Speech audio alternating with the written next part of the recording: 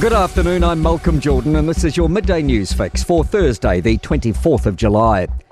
The Sports Minister is standing up for a coalition-based decision directing Sport New Zealand to remove its trans guidelines for community sport. The 2022 principles allowed people to play community sports according to their gender identity. Sport Minister Mark Mitchell says most fair-minded Kiwis would agree with the move, which honours safety and fairness. We've decided as part of the coalition agreement with New Zealand First that the government is not going to dictate to the codes what they should be doing. The codes and the sporting bodies themselves, they know best. A Christchurch community's in shock as police launch a homicide investigation in their suburb. Officers were called to a Lamorna Road property in Parklands just before 8 last night, where a woman died at the scene. A 36-year-old man's been charged with murder and is due to appear in the Christchurch District Court. Herald reporter Jaslyn Wales is at the scene and says neighbours are feeling unsettled. Many of them are quite in shock, but one neighbour did say that you just don't expect to see it, especially in such a quiet area. There's a lot of older people.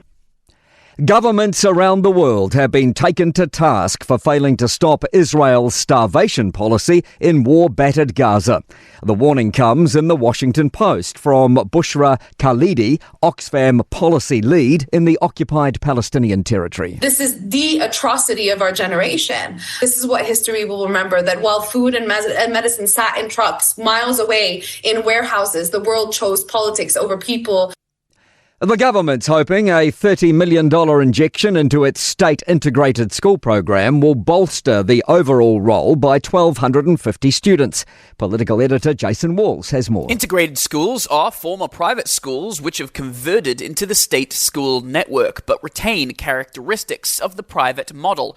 There are 300 of them across New Zealand and most are Catholic.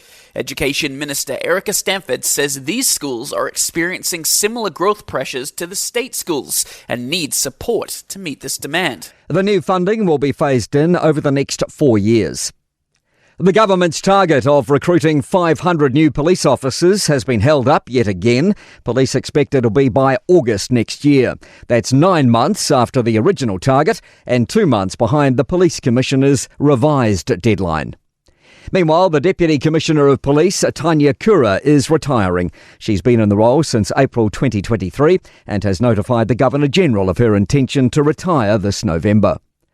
Health New Zealand is aiming to avert strike action by nurses planned for next week.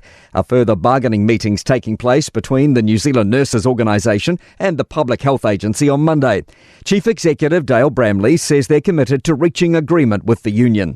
It's estimated 4,300 procedures and specialist appointments would be postponed if the 24-hour strike takes place. The union's calling on Health New Zealand to better address staffing concerns.